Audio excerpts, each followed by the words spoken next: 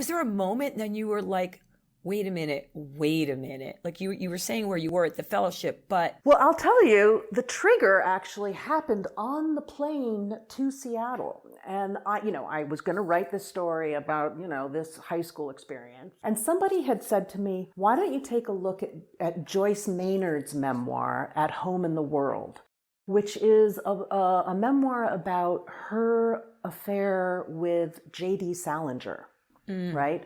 So Joyce Maynard, was at Yale and was featured on the cover, and this was in the 70s, on the cover of the Sunday New York Times Magazine. And it was, an 18-year-old looks back on life, Yeah. And Salinger saw this and he began a sort of, an epistolary courtship.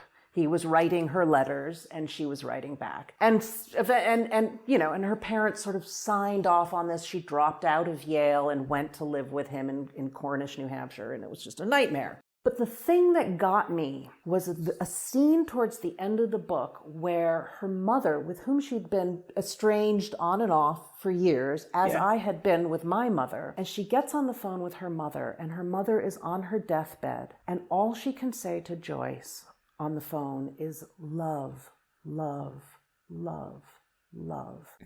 And I still just get chills through my body when I think of that. And that was the thing that broke me open. And I understood that what I was in mourning over was my mother, who was still alive, very much alive, at that time.